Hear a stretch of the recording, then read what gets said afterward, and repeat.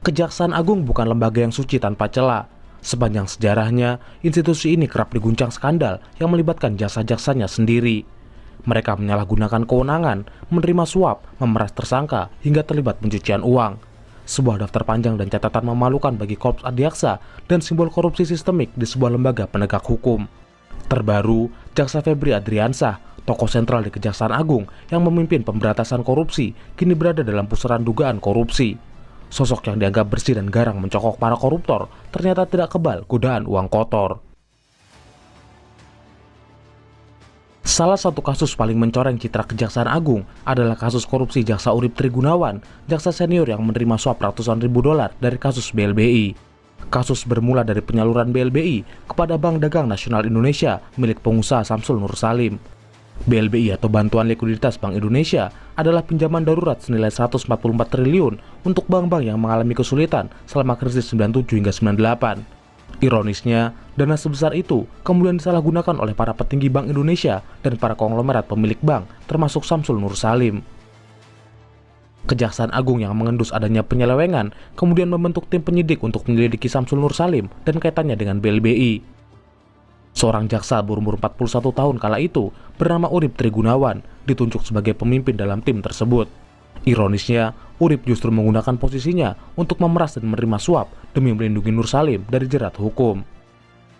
Pada 2 Maret 2008, Urip bertemu dengan Artalita Suryani, orang kepercayaan Nur Salim, dan menerima kardus berisi uang senilai 660.000 US dollar atau setara 6 miliar saat itu. KPK yang lebih dulu menerima laporan intelijen soal transaksi haram ini langsung melaksanakan operasi tangkap tangan dan menetapkan Urip Trigunawan sebagai tersangka di hari yang sama. Penangkapan ini menggemparkan publik karena melibatkan jaksa yang sedang menangani kasus korupsi besar. Selain suap dari Artalita, Urip juga didakwa memeras mantan kepala BPPN, Glenn Yusuf, dengan meminta 1 miliar.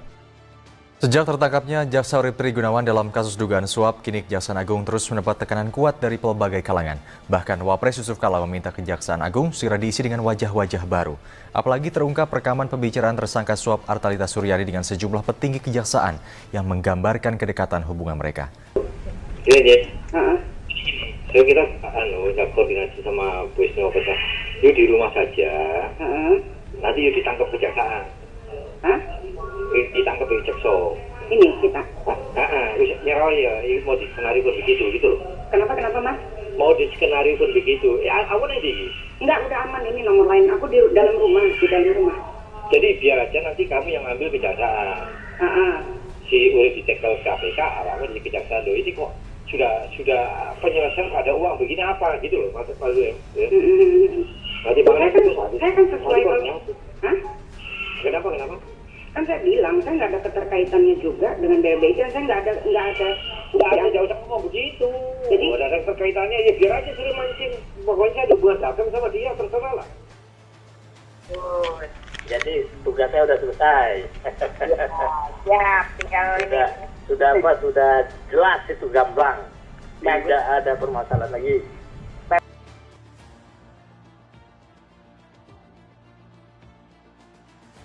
Pada September 2008, Pengadilan Tipikor Jakarta menyatakan Urip terbukti menerima suap dan memvonis 20 tahun penjara. Ia mendapatkan remisi berkali-kali dan bebas bersyarat pada Mei 2017 setelah menjalani hukuman sekitar 9 tahun.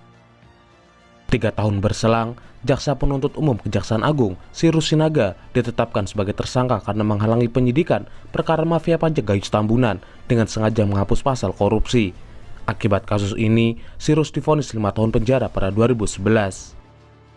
12 tahun kemudian, Kejaksaan Agung kembali digoncang kasus hukum. Jaksa Pinangki Sirna Malasari terbukti menerima suap 500.000 US dollar atau sekitar 7 miliar dari buronan Joko Chandra yang terlibat kasus Bank Bali. Kasus Pinangki mulai diperbincangkan publik pada 2020 ketika foto Pinangki bertemu Joko Chandra di Malaysia tersebar luas. Joko Chandra adalah buronan kelas kakap yang kabur sejak 2009 karena menghindari hukuman dalam kasus Bank Bali. Pinangki bersama pengacara Anita Kolapaking bertugas sebagai maklar kasus dan siap mengkondisikan proses hukum Joko dengan imbalan 500.000 US dollar atau sekitar 7 miliar. Uang suap itu digunakan Pinangki untuk memenuhi gaya hidupnya yang glamor, menyewa apartemen mewah, membeli mobil dan perhiasan, operasi plastik dan perawatan kecantikan di Amerika Serikat, hingga liburan ke luar negeri. Pada Agustus 2020, Kejaksaan Agung menetapkan Pinangki sebagai tersangka atas dugaan korupsi, pencucian uang, dan pemufakatan jahat. Ia kemudian divonis 10 tahun penjara pada 2021, tapi kemudian disunat menjadi 4 tahun penjara oleh Pengadilan Tinggi DKI Jakarta di tingkat banding. Pinangki akhirnya bebas bersyarat setelah menjalani hukuman 1 tahun pada 2022. Kasus korupsi jaksa tak hanya terjadi di lingkaran Kejaksaan Agung, tapi juga di kejaksaan tingkat daerah. Parlin Purba, Kasih Intel Kejati Bengkulu, ditangkap KPK terkait suap proyek irigasi pada 2017. Devianti Rohaini, Jaksa Kejati Jabar, divonis 5 tahun penjara karena menerima suap 500 juta dalam penanganan kasus dana BPJS Subang. Farizal, Jaksa Kejari Padang, menerima suap 365 juta untuk mengatur perkara di PN Padang pada 2016. Kusnin, Aspidus Kejati Jateng, divonis 2,5 tahun penjara karena menerima suap ratusan ribu dolar Singapura terkait kasus kepabeaan.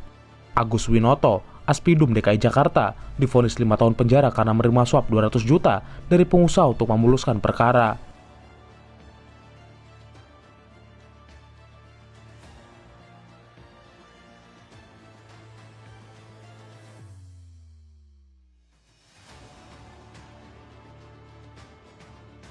Di bawah kepemimpinan Jaksa Agung Sanitiar Burhanuddin, Kejaksaan Agung sukses menangani mega korupsi seperti Jiwasraya, Timah, dan Pertamina yang merugikan negara triliunan rupiah. Sayangnya, salah satu jaksa terbaik yang menangani kasus itu justru diduga terlibat dan menjadi bagian dari persekongkolan kotor. Kasusnya terkuak ketika polisi menggeledah kediamannya dan menemukan miliaran uang tunai dan emas puluhan kilogram. Ketegangan antar dua lembaga hukum bukan hal baru di Indonesia. Kepolisian dan Kejaksaan Agung memang kerap bersitegang dan bersaing ketika menangani kasus korupsi kelas kakap. Kewenangan menyidik kasus korupsi yang dimiliki dua lembaga ini, alih-alih menjadi sinergi, justru memunculkan kompetisi dan perlombaan siapa yang lebih dulu menangani kasus besar, terutama kasus-kasus mega korupsi yang menyita perhatian publik. Dalam beberapa tahun terakhir, Kejaksaan Agung mendominasi penyidikan kasus korupsi luar biasa di Indonesia. Tugas pemberantasan korupsi di Kejaksaan Agung diserahkan kepada Jampitsus atau Jaksa Agung Muda Bidang Tindak Pidana Khusus yang dipimpin oleh Febri Adriansah sejak 2022. Febri dikenal sebagai jaksa super yang memimpin penyidikan kasus korupsi dengan kerugian negara fantastis. Ia kerap tampil di hadapan publik saat konferensi pers sambil menunjukkan aset sitaan miliaran bahkan triliunan rupiah yang membuat Kejaksaan Agung tampak lebih agresif dan garang soal penindakan kasus-kasus rasuah dibanding lembaga penegak hukum lainnya. Selama karirnya di Kejaksaan Agung, Febri setidaknya telah menangani 12 kasus korupsi besar yang berdampak terhadap perekonomian negara, lingkungan hidup, dan masyarakat luas. Pertama, kasus korupsi tata kelola niaga timah di PT Timah yang merugikan negara mencapai 300 triliun pada 2024. Kedua, kasus korupsi tata kelola minyak mentah di PT Pertamina yang merugikan negara mencapai 285 triliun pada 2025 yang menjerat anak konglomerat Riza Khalid, Kerry Adrianto Riza yang telah divonis 15 tahun penjara. Ketiga, kasus korupsi PT Asabri yang merugikan negara sebesar 22 triliun akibat penyimpangan pengelolaan dan investasi yang dilakukan oleh mantan petinggi perusahaan dan swasta. Keempat, kasus korupsi PT Asuransi Jiwasraya yang merugikan negara hingga 16,8 triliun akibat manipulasi laporan keuangan dan investasi bodong. Kelima, kasus korupsi ekspor minyak sawit mentah yang merugikan negara mencapai 10-14 triliun dan menyebabkan kelangkaan minyak goreng pada 2022. Keenam, kasus korupsi PT Duta Palma Group yang merugikan negara mencapai 74 triliun pada 2022. Surya Darmadi selaku pemilik perusahaan mengalihfungsikan lahan hutan secara ilegal di Indragiri Hulu menjadi kebun sawit. Ketujuh, kasus korupsi pengadaan menara BTS Kominfo yang merugikan negara sebesar 8 triliun pada 2023. Skandal ini menyeret mantan Menkominfo, Juni G. Plate, yang divonis 15 tahun penjara. Kedelapan, kasus korupsi impor besi ilegal yang melibatkan 6 perusahaan swasta dan sejumlah pejabat Kementerian Perdagangan. Kesembilan, korupsi impor tekstil yang merugikan negara hingga 1,6 triliun dan menjerat sejumlah pejabat bea cukai dan pengusaha swasta. Kesepuluh, kasus korupsi pengadaan laptop Chromebook di Kementerian Pendidikan yang merugikan negara senilai 1,5 triliun pada 2025 dan menyeret mantan Menteri Pendidikan Nadiem Makarim yang divonis 10 tahun penjara. Ke-11, kasus korupsi pengadaan pesawat Garuda Indonesia yang melibatkan mantan Direktur Utama Emir Syahsatar dan pengusaha Sutikno Sudaryo pada 2022. Terakhir, kasus korupsi tata kelola MBG di Badan Gizi Nasional yang ditaksir merugikan negara mencapai 4 triliun.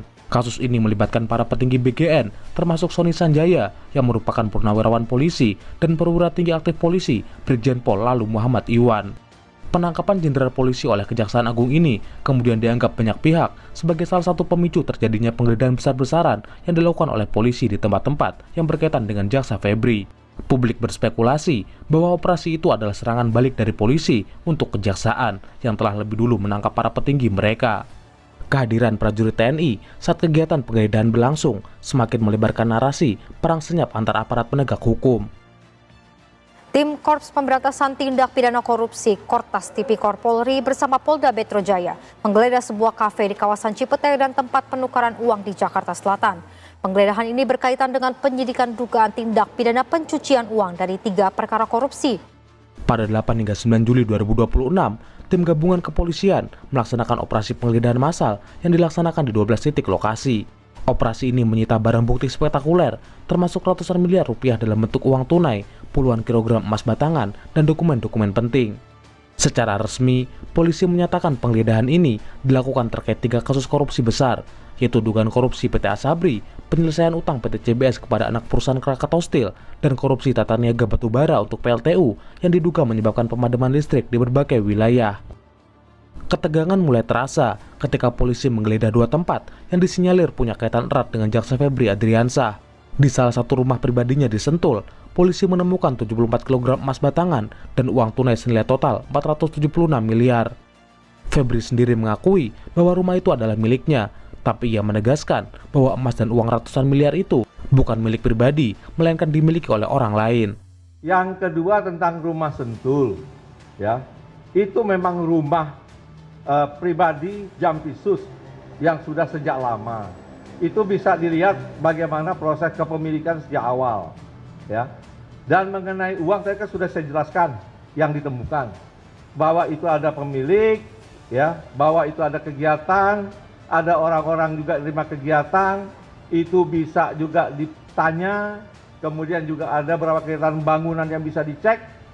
Semua kami yakin dapat dipertanggungjawabkan dengan benar.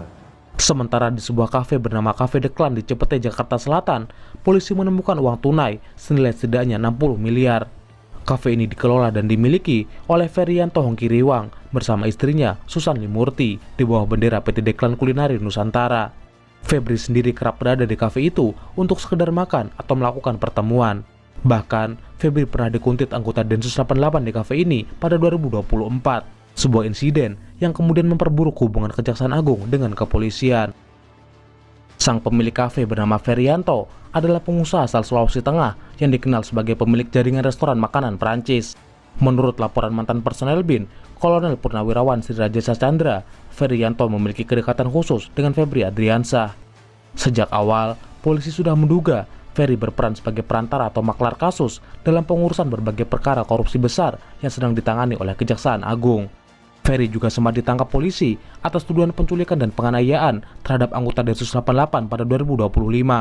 Penangkapan bermula ketika anggota Densus 88 itu diduga membuntuti Ferry, yang kemudian memicu campur tangan pihak TNI. Penemuan aset fantastis di rumah pribadi sang jaksa yang diduga merupakan hasil korupsi langsung menggegerkan publik. Febri yang dalam beberapa tahun terakhir dianggap sebagai jaksa yang bersih dan tegas melawan korupsi, justru kini berada dalam pusaran dugaan korupsi. Lonjakan kekayaan Febri juga dipertanyakan publik. Laporan LHKPN pada 2022 mencatat kekayaan Febri senilai 6,36 miliar dan melesat naik menjadi 18,26 miliar pada 2025. Tak lama setelah operasi penggeledahan dilakukan, rumah Febri dijaga ketat oleh aparat TNI.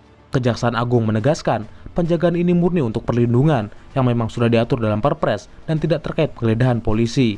Namun, narasi publik bergulir begitu kencang, menyebutnya sebagai perang terbuka antar dua institusi. Isu ini menambah daftar panjang, kontroversi dan isu miring dalam rekam jejak Febri. Pada Mei 2024, Febri pernah dilaporkan ke KPK oleh Koalisi Sipil Selamatkan Tambang atas dugaan penyimpangan dalam proses lelang satu paket saham PT Gunung Bara Utama yang dinilai merugikan negara. Setahun kemudian, Koalisi Masyarakat Sipil Anti Korupsi kembali melaporkannya ke KPK atas dugaan penyalahgunaan wewenang dan pencucian uang dalam penanganan kasus Jiwasraya, kasus suap Ronald Tanur, dan kasus tata niaga batubara di Kalimantan Timur. Febri dituduh menggunakan jabatannya sebagai pimpinan penyidik untuk kepentingan pribadi atau kelompok, alias korupsi sambil memberantas korupsi. Pemirsa, Polri akhirnya menetapkan mantan Jaksa Agung Muda bidang tindak pidana khusus Jampitsus Febri Adriansyah sebagai tersangka 3 kasus korupsi dan TPPU. Kortas Tipikor Polri juga melimpahkan ketiga kasus ini ke Kejaksaan Agung. Pada 11 Juli 2026, Febri Adriansyah mengundurkan diri dari jabatannya sebagai Jampitsus. Di hari yang sama, kepolisian resmi menetapkannya sebagai tersangka kasus dugaan korupsi dan pencucian uang dalam proses penanganan perkara yang melibatkan PT Asabri maupun dugaan tindak pidana korupsi lainnya.